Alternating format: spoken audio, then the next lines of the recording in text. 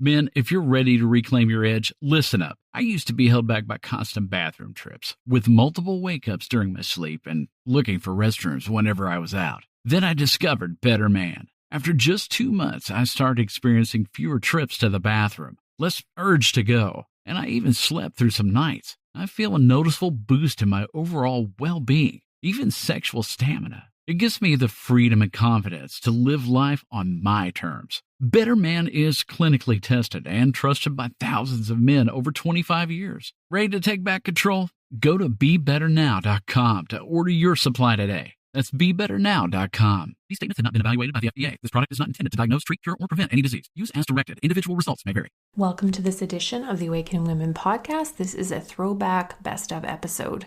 And in this episode, I'm talking about what happens when you propose the changes that you want in the relationship, which I'm sure you have tried many times before. And they come back with that you're abusive too, that you're not perfect either, that you need to change, that you have faults, or that you're toxic as well. All of that type of rhetoric, which is very common when you confront someone who has narcissistic traits and tendencies toward gaslighting and manipulation. And this is actually a classic form of deflection to direct the focus back onto you and off of themselves.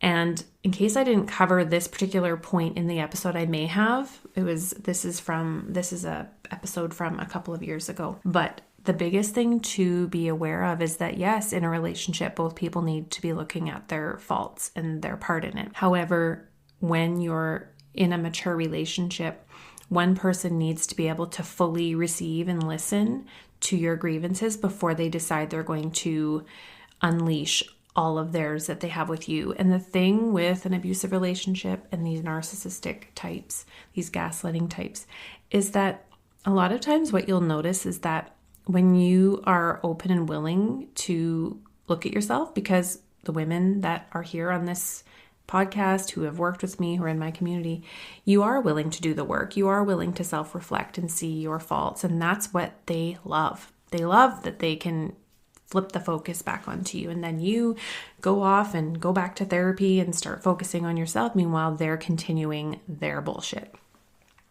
And so this is a classic manipulation maneuver that I want you to be aware of.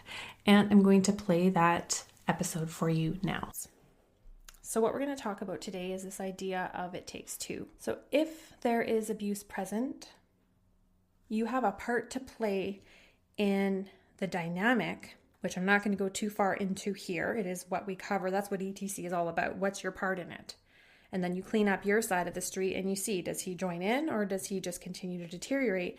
And you'll have your answer, right? But you could never have stopped or caused it. His behavior is on him completely. And so your part in it then in that case is staying. If you've done all the things to see that it's not going to change, then your part in it is continuing to stay, having false hope and being an illusion to see that it's actually not changing. And I know a lot of women will say, I want to make sure that I've ticked off all possible boxes, looked under every single rock to make sure that breaking up this, maybe you have a family, maybe you have children, a home, all kinds of ties, that this is actually what I have to do. And some women really want to know they've actually tried everything. And that's what End the Cycle helps them to do. But it can take time, and it doesn't always happen in 30 days. I'm not saying 30 days you're going to have your answer and be ready to pack up or fall back in love. It's a process. But the process is timeless. You can revisit the process anytime in the relationship to stay on track with your work, because that's all you have power over.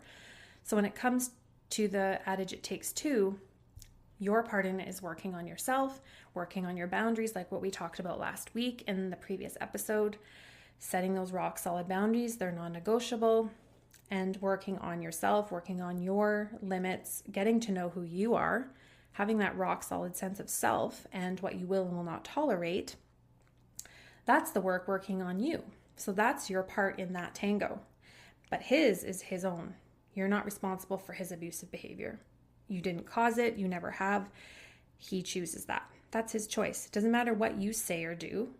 He's responsible. Just like it doesn't matter what he says or does, you're responsible for how you respond to that. The second piece here is that the abusive partner killed the love. And I hear this so many times from women where the feelings, and we're going to talk about this next week. We're going to talk about a question that was posted in our free community about what do you do when your partner's making changes or trying to, but your feelings have changed. We're going to dive into that more. But there's a reason why that happens, and it's not because there's something wrong with you. It's not because something's faulty with you.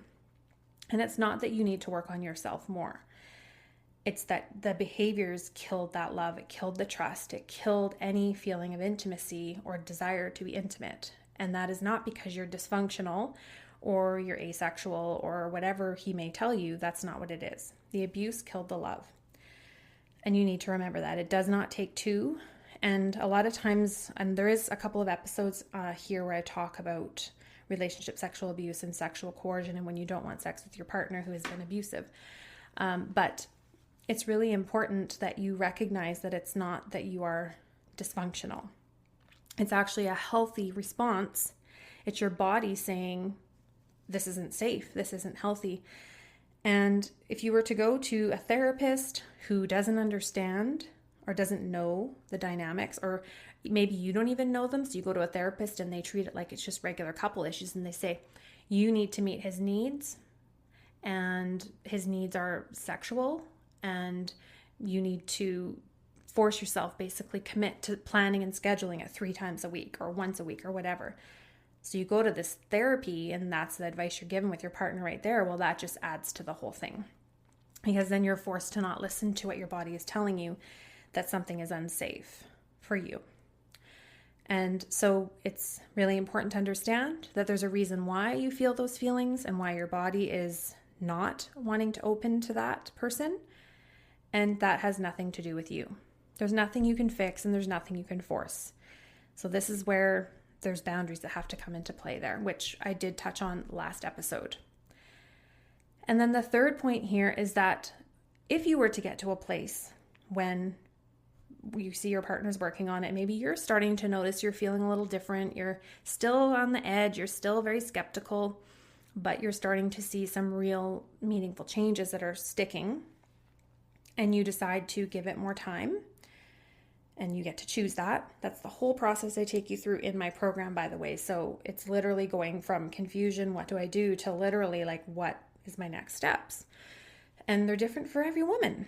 And if you decide you're going to continue on and forge on and decide to work together to heal, understand that there's going to be some things that come up. It's not going to be all smooth sailing. He's going to have setbacks. There's going to be old patterns in you and him. He's going to revert back to some old behaviors, and you have to be, being really honest with yourself and recognizing that that's what's going to happen. I mean, how could it not? There's no way you can snap a finger and someone can change a lifetime of these behaviors. They can change and work on things and things can improve, but you have to understand that your part in it is going to be holding them accountable and continually having to set boundaries and go back into conversations and set the limit again.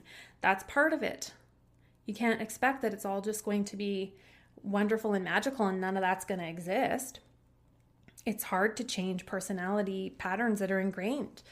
And just like you have some that may be codependent, they may be where you're very enabling or you're too soft and you're trying to be too nice. So you've got to change some of those behaviors.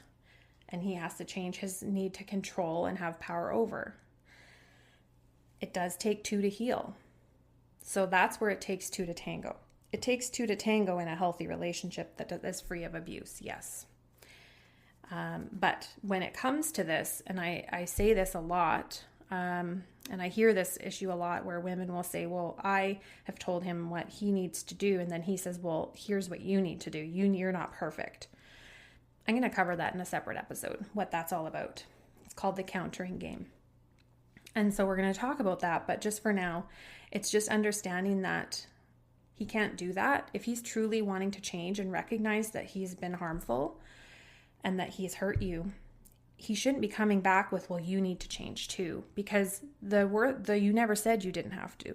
I'm guessing if you're like any other woman that I've worked with in my program or one-to-one, You want that relationship where you can talk about problems, where you can both come to each other with your feelings and each of you is willing to receive and to work on solutions. You're fine with that. But what your boundary you need to get to through the work is there's abuse-free zone here. Like, none of this is happening. None of it's going to pass over me. It's not happening. So you're going to be continually having to go into that boundary. It may become few and far between, or maybe the issues will be more the minor things, the fine tuning of things. But it's not like he's going to just magically change and become a totally different person, right? It's if you're choosing to work on it, it's got to be a conscious choice going into it with full awareness and eyes wide open. Ugh, spam calls. Sound familiar? Introducing Line 2. Get a second phone number right on your existing phone. Imagine discounts, appointments, online forms. Handle it all without giving out your personal number. It's like having a secret weapon against spam. And when those unwanted calls sneak through, boom, blocked. No more interruptions, no more stress. Stay connected, stay protected. Keep your main number safe and out of harm's way. Ready to take back your phone? Visit line2.com/audio or download Line 2 in the App Store today. What you're going in for. But continuing with the boundaries, continuing with the work, not sliding back into old patterns. So that's really important. So some of the things you also need to be aware of is these three things. If you're in this situation where you're trying to work on it, you're seeing some changes, you're hopeful, you're hoping that it all will work out. You have days where you question yourself or you feel like you want to leave, but then you're feeling, okay, maybe this is going to work. And you're just on this yo-yo, and maybe you're starting to see that there are longer periods where things are good. Those are good signs. They're not guarantees, but there's three things that I want you to also know. Number one is that he's working actively on his own issues, whatever that is, whatever he's doing. If it's a podcast, if it's reading a book, if it's looking online, whatever it is, he does need to be doing something. It doesn't have to be just like you. If you're one of the ones that loves to read like me, you're an avid reader, you love personal growth, you dive into it every day, or you listen to these podcasts, or you have mentoring, that might not be his style, that's fine, but he needs to be doing something. The second is that you're focused on you, not what he's doing. So that's the piece that if you're moving forward with this relationship or seeing if it will move forward, you're giving it time, that you're focused on you, not what he's doing, because then you're draining your energy. That's where you're leaking your energy and why you're so exhausted and confused and feeling so shitty, because you're leaking your energy into what's actually his work. So you will be putting the full focus on you and working on you. And the third is that you can't actually heal fully. You can move toward the healing and move toward changing and transformation, but you won't be able to fully heal if the abuse cycle is still happening.